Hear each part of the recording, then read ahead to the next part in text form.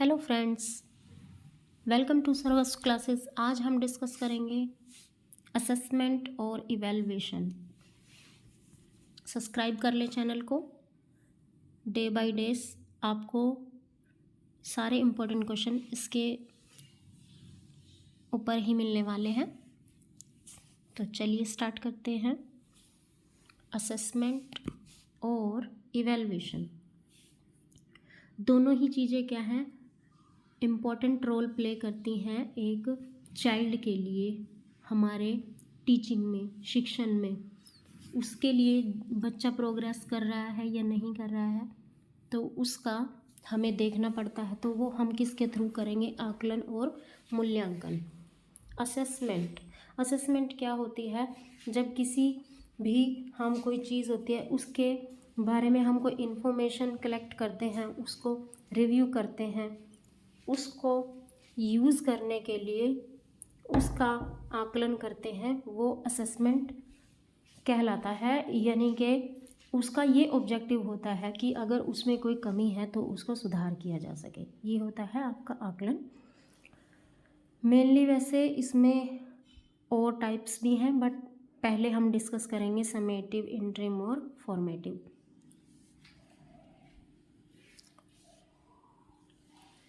Objectives देख लेते हैं पहले।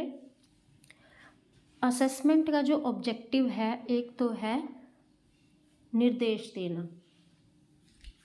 कोई भी किसी चीज़ का जो जब हम स्टार्टिंग करते हैं उसके कुछ निर्देश होते हैं, वो दिए जाते हैं। सेकेंडली, असेसमेंट लर्निंग के लिए क्या है, मोटिवेट करता है, बच्चों की प्रोग्रेस के बारे में इंफॉर्मेशन देता है।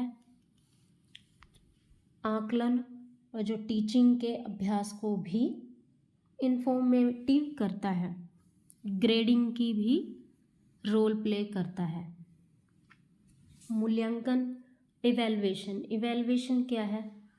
किसी भी पर्सन का या किसी भी चीज़ को मापने के लिए, ऑब्जर्व करने के लिए एक सिस्टमेटिक और ऑब्जेक्टिव टाइप की क्या है, एक प्रोसेस है। ये एक भी ऑर्गेनिज्म के या चाइल्ड के लिए उसके डेमोन्स्ट्रेशन और जो उसके प्रोजेक्ट है, प्रोसेस है, उसका जो क्या है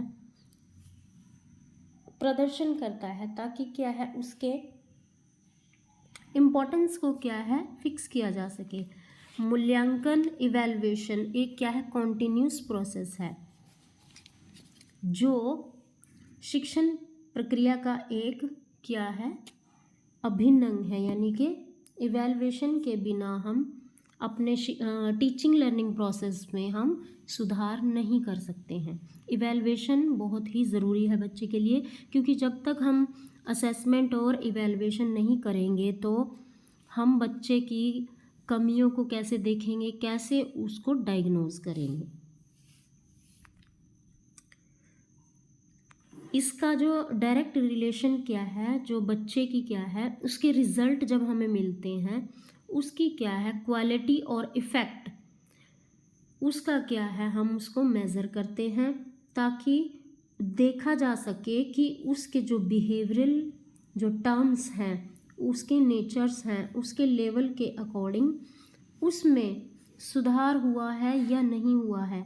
जो एजुकेशन के एम्स हैं वो हमें मिले हैं या नहीं मिले हैं। तो इस सीमा का निर्धारण भी इसी चीज़ से होता है कि वो एजुकेशन के एम्स हमने टारगेट अचीव किया है या नहीं किया है, या हमें अपने इवैल्यूएशन ट्रिक्स को सुधारने की ज़रूरत है। इवैल्यूएशन के अब देख लेते हैं ऑब्जेक्टिव्स, यानी कि जो हम डिज़ायरेबल बिहेवियर चाहते हैं वो है या नहीं है, इसीलिए मूल्यांकन किया जाता है। बच्चे की जो कैपेबिलिटीज़ हैं उनको असेस करने के लिए भी इवैल्यूएशन किया जाता है।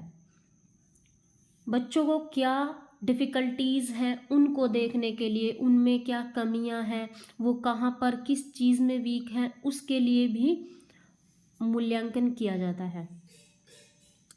डायग्नोज करने के लिए, बच्चे को किस चीज़ की कहाँ पर कैसे ज़रूरत है, उन चीज़ों को भी डायग्नोज करने के लिए टीचिंग में इवैल्यूएशन बहुत ज़रूरी है। बच्चों का क्या है, ऑल राउंड डेवलपमेंट करने के लिए भी ये ज़रूरी है। इसमें अध्ययन और अध्यापन दोनों का मापन किया जा सकता है, यानी कि एक लर्निंग टीचिंग प्रोसेस में लर्नर को भी इवैल्यूएट करेंगे हम और टीचर को भी। इवैल्यूएशन का मतलब ये नहीं है कि सिर्फ लर्नर का ही हम इवैल्यूएट करेंगे। मीन्स क्या है कि कोई ज़रूरी नहीं है कि लर्नर में ही पूरी कमियां हों। कई बार टीचिंग मेथड्स हैं, हमारा वे ऑफ टॉकिंग है, या हमारी लैंग्वेज ऐसी है जो बच्चों को ना समझ में आए, तो ये दोनों तरफ से हो सकती है। मान लीजिए कुछ बच्चों को इंग्लिश में समझ में आता है, कुछ को इंग्लिश में आता है, बट कईयों को क्या पता मेरे पढ़ाने से भी मतलब बायो लैंग्वेज में किसी को दिक्कत हो, कोई बिल्कुल प्योर हिंदी भी समझ लेता है, कोई प्योर इंग्लिश भी समझ लेता है। तो ऐसे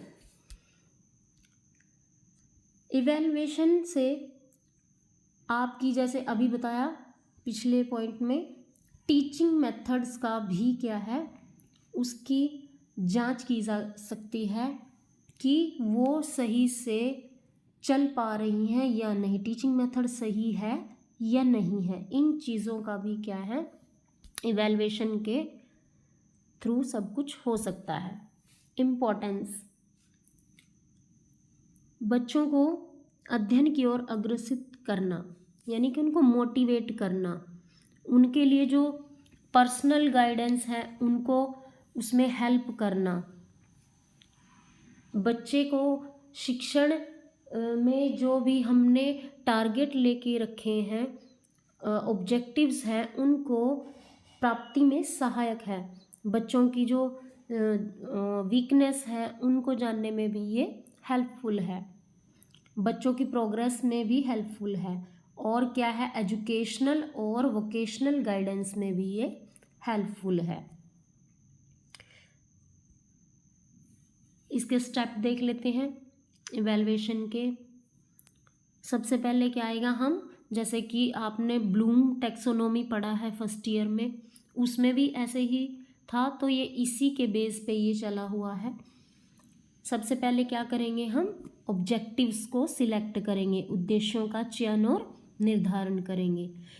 उद्देश्यों का निर्धारण विश्लेषण क्या करेंगे हम, बिहेवियरल टर्म में लिखेंगे कि बिहेवियर में चेंज है या नहीं है। फिर क्या है, इवैल्यूएशन की जो मेथड्स हैं उनको सिलेक्ट करेंगे हम। फिर देन जो इवैल्यूएशन की स्ट्रेटजी है, उनका मेथड्स का यूज़ करके उनके रिज़ल्ट निकालेंगे। फिर रिज़ल्ट को क्या है, इंटरप्रेट करके जनरलाइजेशन करेंगे कि रिज़ल्ट सही है या नहीं है, या हमें क्या है, ऑब्जेक्टिव्स को चेंज करने की ज़रूरत है। अब रिलेशनशिप्स देख लेते हैं आकलन, मापन या मूल्यांकन के मध्य। वैसे तो खाली आकलन और मूल्यांकन में ही है, असेसमेंट और इवैल्यूएशन में, बट तीनों का बता देते हैं थोड़ा। ये दोनों ही, तीनों आकलन, मापन और मूल्यांकन, तीनों ही एक दूसरे से क्या है, इंटर रिलेट है। इन तीनों से ही बच्चों का क्या है, होल डेवलपमेंट होता है, ऑल राउंड डेवलपमेंट होता है। इनसे ही बच्चे की क्या है, उनकी कैपेबिलिटीज़ का पता चलता है हमें, और असेसमेंट से इंफॉर्मेटिव जो उनकी इंफॉर्मेशन है उनको कलेक्ट करने का भी एक प्रोसेस है, जिससे बच्चों को हम ऑब्ज़र्व कर सकते हैं। उनके द्वारा ही ये सारी जो क्या है इंफॉर्मेशन हम इकट्ठी करते हैं। फिर जो हम मेथड्स अपनाते हैं इवैल्यूएशन में, उनसे ही क्या है, इनका आकलन किया जाता है, असेस किया जाता है इनको। इस तरह से आज के लिए इतना ही बहुत है। नेक्स्ट में हम और आपके